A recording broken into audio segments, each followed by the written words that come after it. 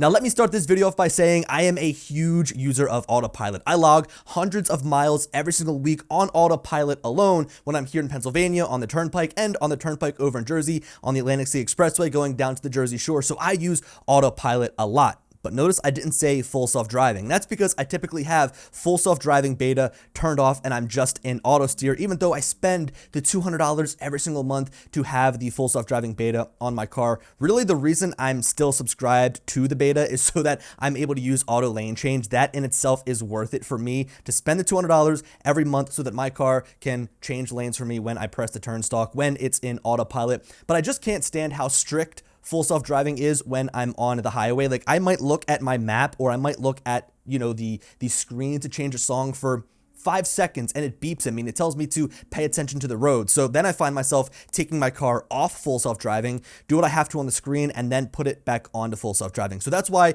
for I would say like 95% of the time, I am in auto steer. But for videos like this and for my channel, I like to check out what's new in all the different versions of full self-driving and just kind of formulate my opinion on how the software is progressing and how it's changing from update to update. Living here in an urban environment is definitely tough. I live in Philadelphia, and just recently I went up to Manhattan and I had some time to kill. I was driving from one spot to another, and I figured, why don't we try full self-driving here in Manhattan, which is probably one of the craziest and most difficult driving environments for full self-driving to process. All right, so basically this was a 45-minute long drive through Manhattan. I have a couple of different locations that I mapped out here through the map. Basically, I wanted to try to bring it through a route from just above Central Park and kind of follow Central Park down. I forget exactly which road that I was going on, but I wanted to also bring myself through one of the circles. I'm not super familiar with Manhattan. I just kind of go there to work every once in a while. But basically, I wanted to go from north of Central Park all the way down through Times Square. Now, this was originally like a 45-minute long drive here that I condensed down into about 20-ish minutes. There are parts where I sped it up. There are parts that I actually used a little motion blur too to speed it up. So just know that this is not the full entire drive in its uncut state. I will put that in the description if you guys want to check that out. I'll put like a Dropbox link if you wanted to watch the full entire drive. But just for the sake of this video, I didn't want to sit here and have to talk for like 45 minutes and sit here and watch myself sit in traffic. You'd think that like this would be such a good piece of software to use in a city like this because of how much sitting you're doing at red lights and in traffic. But with all the people standing on the side of the road and with all the cars and all the debris and obstacles, it really just makes it difficult. So I've got some points in here that I actually marked that I'm going to kind of discuss as we go through. But basically, we're going to sit here and watch this entire drive with some parts sped up. Now, we're going down somewhat of like a side street right here, and it actually was doing a really good job keeping me in the lines, staying neck and neck with the bus. This point right here I thought was pretty interesting. It moved over for the bicyclist, right? Now, that's something that I obviously didn't see because I'm paying attention straight ahead, but the car saw a bicyclist coming up and then kind of nudged me over to the side, which I found to be interesting. Now, funny enough, when you're in Manhattan, and really what I found when you're using full self-driving in a city is rather than hovering your foot over the brake, you want to hover your foot over the accelerator because there's going to be a lot of times where the car wants to brake. Like, I think coming up here, the car started to brake. You can see my camera almost jerk forward. For some reason, it just randomly stopped. So therefore, I had to push on the accelerator. Again, we've got this person walking across the street, and we've got a person also standing in the street here on the right side. So the car sees all these people and starts to kind of wig out a little bit. And therefore, you know it's safe. So you just want to continue to hit the accelerator and push your way through. Even right there, that person that was about to come out, the car sees that person come out of nowhere and goes, whoa, he might step into the street, and then it eventually will, come to a stop. So you usually want to be hovering your foot over the accelerator, which is kind of crazy to think. And this, and by no means, was a zero disengagement drive. There was a lot of times during this drive where I had to grab the wheel, where I had to take control, where I had to, again, push the accelerator. So here we're kind of coming out of the side street. We did have to snake around cones, so it is nice that it will go over a yellow line if it needs to. It will analyze the area and just keep pushing itself along to get around, like, say, road construction here. But there were times, I believe, during this part where I actually had to hit the accelerator. Like, even right here, as we're coming up and over, there's just so many people around that the car is wigging out. Even right here, it goes and it actually moves itself around these trucks that are sitting there. That's another point where I had to hit the accelerator because the car was just coming to a stop. Now we're coming up to a double lane road here. Actually, in parts, it's a triple lane road, one of which is usually just a turning lane. Now, I will say that in the beginning here, it did a great job at just pushing me along, moving through traffic. But coming up, even though you can't see it on the maps here because my full screen is using the full self-driving visualization, I needed to make a right, and the car would not make a right for the life of it, right? Not only were there people sometimes blocking that right lane trying to make a right-hand turn, but there were times where like it just wouldn't make the right. I couldn't tell you why, but you'll see just kind of how frustrating that is. So right now, we're just kind of moving along at normal pace. Again, this is no sweat for full self-driving. I'm in a middle lane. There's no people around. Sometimes there's cars in the right and left-hand lane, but my car knows that it just needs to keep driving straight. Now here, you'll see that it starts to try to put the turn signal on, and I think that this is around when I needed to make a right-hand turn, but the car just kept driving straight. It wouldn't make the decision to go into that right-hand lane. Coming up, we will eventually make our way into the right-hand lane, but it does it at probably the worst time possible. So yeah, I mean, full self-driving in Manhattan definitely is difficult because of all of the obstacles, but you just got to think about how nice it would be to just not have to drive in Manhattan and not have to hail a taxi and just jump in and let your car do everything for you.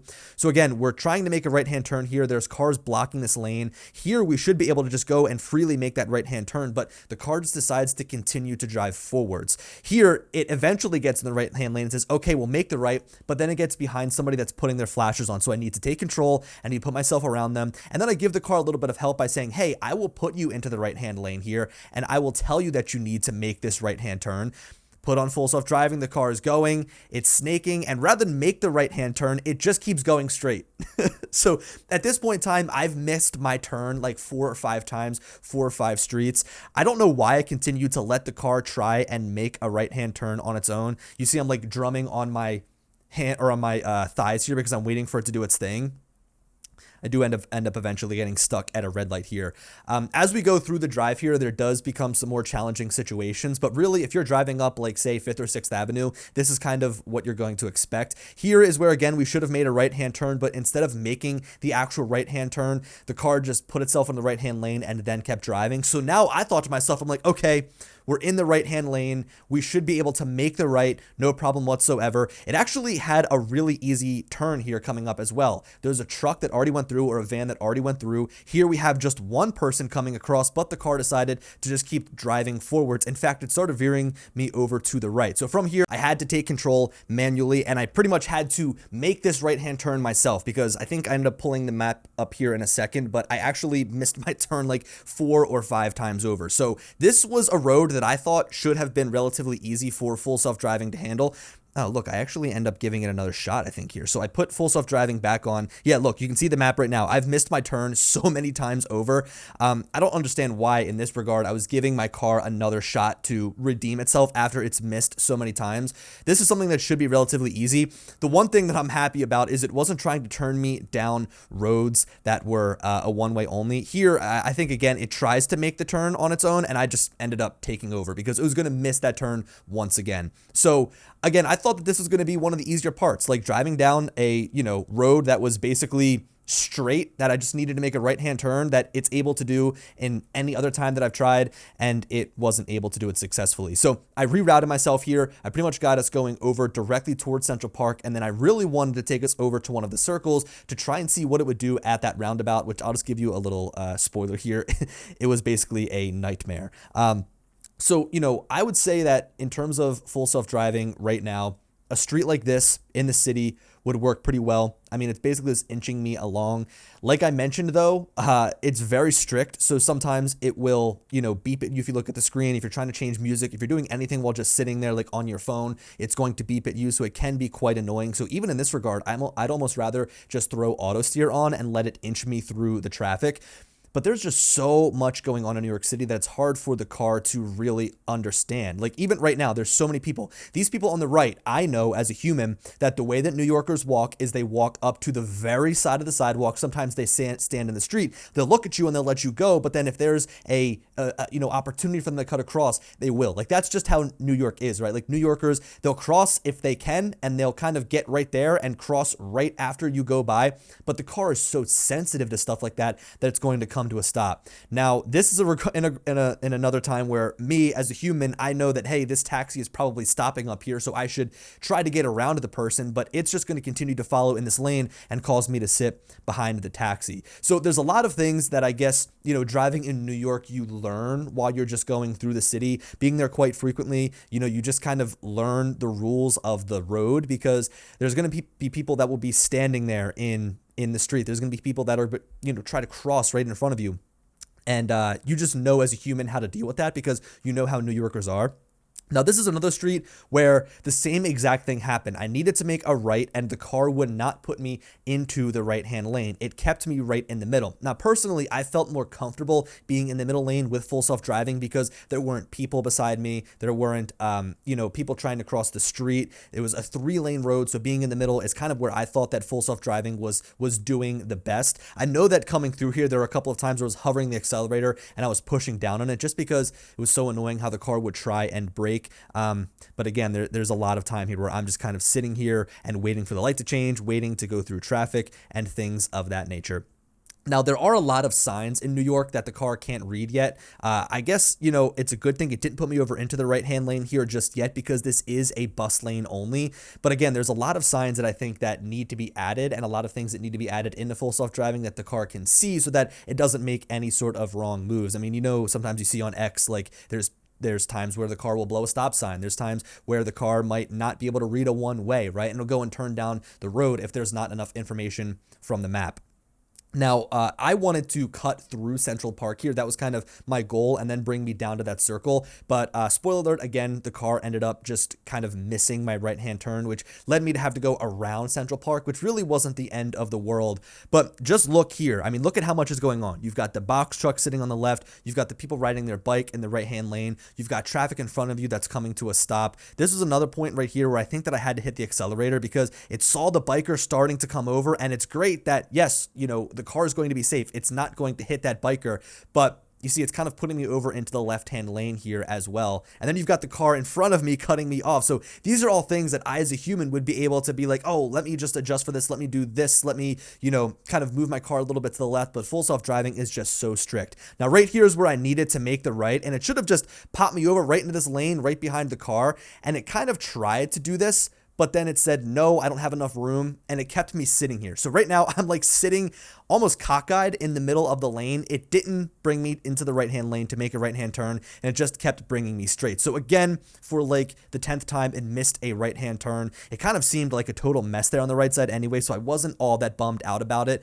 But even at the last minute, it's like through the intersection and trying to make a right-hand turn, and it just completely missed it. So this is again where we now had to reroute. You'll see that I was supposed to make the right-hand turn, cut through Central Park, and now we are going to go down a little bit further and make another right. So I mentioned earlier about having to babysit the car when you're driving in full self-driving, and that's how I felt when I was moving through the city. Like, even though I'm here making this video, and even though it's a piece of content for me to share, and it's an experience that I have using full self-driving, it's something I wouldn't do on the regular. Like, I wouldn't be like, hey, let me jump in my car and drive through Manhattan using full self-driving. Like, this to me was more stressful using full self-driving than actually driving myself, and people that have driven in New York know that it can be quite tough. Now, you just noticed that, like, sitting there, all of the stuff that's going on here, and the car, I personally don't know what it was doing here. Like, it was trying to get in the right-hand lane to finally make its right-hand turn coming up here. And this is now where we're getting into a very busy section in terms of people that are going to be crossing the street. So we're actually coming up to a little corner park here that's just on the edge of Central Park. So this is an area where there's a lot of people crossing. There's food vendors, right? There's so much going on. And it seems like people is the thing that full self-driving really accounts for in terms of like being cautious about. So we're stopped at the red light here. Good, whatever. You see all of these people walking directly in front of the car. So there is a lot going on. We're now going to make our right-hand turn, and there's people all in the way. So I'm kind of sitting here. I'm sitting here. I've got an open lane here. Like, I know that the car will be able to do it and fit, but it sees all these people around and gets worried. It then starts to actually kind of go straight towards those people, and I just had to take over at this point because I didn't need to risk the car driving and potentially hitting somebody. There's even people there crossing in the middle of the street where there's no crosswalk. So again, New York, especially in this area right here, is a completely different animal. And again, like, you'll look at people that are crossing the street and you'll know, like, hey, I'm going to be driving in front of you and they know you're driving in front of them. And it's just like a mutual understanding that like, yes, I might almost hit you and you're going to walk really close to my car, but everything is going to be okay. And that's just kind of how driving and walking through New York is. Even here, I have this green light to go and the car is kind of swirling around not only people, but also this car that's also trying to drive. So I ended up having to take control again. So really any crosswalk that you try to go through that's busy in New York, you're going to have to take full control over because it's just going to wig out. Even here, you've got people that are going and trying to cross and they're standing right in the road and the car is like, hey, I might hit them or I might accidentally hit this bus in front of me and I have to actually take control here and go around. So I don't even know how many disengagements we've had at this point. I don't know how many, I guess, takeovers I've had to make, but it's definitely well over 10. And also, if we had to count how many times my route was messed up, that would just be probably infinite at this point. Now we're coming up to probably the worst part of this entire drive, and it's the roundabout here. I don't know exactly which circle this is. I'm going to play this for you in its entire raw state. Like I'm not going to speed anything up. And I'll tell you that the entire time going around, I pretty much had to be hitting the accelerator. So as it's coming in here, it doesn't really know which lane to choose. The wheel is going completely crazy, trying to figure out where it needs to go. It's throwing its turn signal on. It eventually does make it into the lane that it needs to be in. But once we get around the circle, we actually need to get over another 4 lanes to the right to make it to Times Square. So this is another situation where I would start to preemptively almost make my way to the right here, but the car is just completely freaking out. So roundabouts down in like South Jersey and in Pennsylvania, where it's just very simple. It's just one little circle. It does a good job. It doesn't, it makes it easy to go around those circles. But when you get into the city and you've got people crossing and you've got all these different lanes and all these different cars and so many different exits, the car just honestly freaks out. So here I'm on the accelerator for basically the entire time. It's throwing turn signals on. It's lagging me behind other cars. It really just lacks aggressiveness. I think that that's kind of what I'm looking for here. It lacks any sort of aggressiveness. Like here, I need to throw on my turn signal. I need to punch the accelerator, get in front of some other cars. I've got people beeping at me. That's like the one most annoying thing ever is when you're holding up traffic and people are just beeping at you. So now we've gotten through pretty much all of the straightaways and we've gotten through, the circle of hell, I guess I'll call it, just because of how difficult it was. And now we're actually going to get into the point where it brings us up to Times Square. Now here we need to make a left-hand turn and the car makes the most, it was like, it honestly threw me to the side with how quickly it threw its turn signal on and then brought me over into the left-hand lane. It was very abrupt. I feel like it could have slowed down a little bit and I feel like it could have eased me into the turn, but instead it was like needing to stay right in the middle of the lines. It threw its turn signal on, quickly jerked me over, and sure, I made the turn. But yeah, it definitely was quite annoying in that regard. I feel like it's just not as polished as someone would be if they were driving manually. Now here we're making another left-hand turn. We've got another busy intersection here. We've got bikers potentially coming from the left. We've got people that are going and walking. They do have the red hand, but again, like they're going to stand right there in the middle of the street. They're going to stand right on the edge of the sidewalk and the car is going to think they're in the street and the car is not going to want to continue to move, even though it should. Now, again, we're driving down the street. We've got trash on the left-hand side. We've got contractors on the right-hand side here. It's throwing on its turn signal like crazy because it does have to make a right-hand turn, but also it like continues to put it on and off and on and off again, which was annoying, but par for the course for a full self-driving beta. I think for the most part here, I'm pretty much pressing on the accelerator. You can see throughout the entire video, I've got my foot always hovering over the accelerator down there. We need to make another right-hand turn here. There are some people standing in the middle of the road. Someone has a stroller there. People are waiting to go, and I do eventually just end up taking control because the car was almost sitting there all by itself and like jerking the wheel back and forth left and right, which to me just completely drives me crazy. So I took over, ended up making this right-hand turn for myself, and now we are driving on Broadway. We're driving right into Times Square, which pretty much gets into one of the craziest parts of the drive.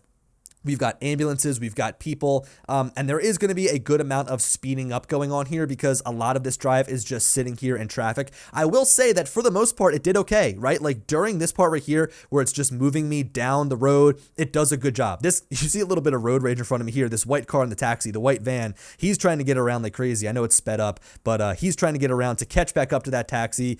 So yeah, but in this regard where we're in the middle lane, we're driving straight, this is where I've had the most success with full self-driving in the city because this is where I think the car feels the most safe when there's not people around it and it's bordered around cars. But again, like this entire aspect of this drive here is driving pretty much straight. it's trying to get over into this left-hand lane. I personally wouldn't have gotten in the left-hand lane here because this guy is trying to make a left, even though I had to drive straight. So the human in me would have just stayed in the middle. We come up against a horse and carriage here, or no, it's not a horse and carriage, some guy on a bike that's biking people around, which again, I feel like the car would have just stayed behind him and would have just continued to try and bring me along there, even though the person was driving so slow. So I took over control and just moved myself over. The lines can get super crazy on this road in terms of like how the lanes shift in between intersections. So you might think that you need to be continuing to drive straight, but in order to drive straight, you need to actually veer off to the left a little bit. So that kind of threw off the car as well. But this is where we're actually now getting into Times Square. You've got all the advertisements, all the people, all the billboards. And I think that we were moving along at like 5 miles an hour at the absolute top speed, but there still are times here where I need to hover over the accelerator because the car might not think it's safe to continue to move forward. Like, look, it leaves all this room and this taxi cuts me off, right? Like in typical New York fashion, if there's any little amount of room, that person's going to get in front of you. For me, I would have been right on that bus's bumper so that nobody could fit in, but that guy took the opportunity and of course took advantage of full self-driving's good nature because it is so cautious. And like here, right? People are trying to zipper over. You've got police officers in the middle of the road directing traffic. So look, full self-driving in the city is just not ready. Personally, I would say it's unusable. I would say it's actually a nightmare. I think I'm definitely going to continue to try it and see how it fares in different parts of the city, even here in Philadelphia. But really, no matter what's going on, no matter what urban environment it is, like this right here, you've got the bus right in front of you. At this point in time, I was like, okay, I'm taking control and just going to drive myself the rest of the way because I'd had enough of the annoyances. So I'm definitely going to continue to post about full self-driving in the city, in Manhattan, even here in Philadelphia. So if you've got any more requests or any ideas, let me know because I'd love to check out some different areas with full self-driving. Anyway, thank you guys for watching, and I'll catch you in the next one.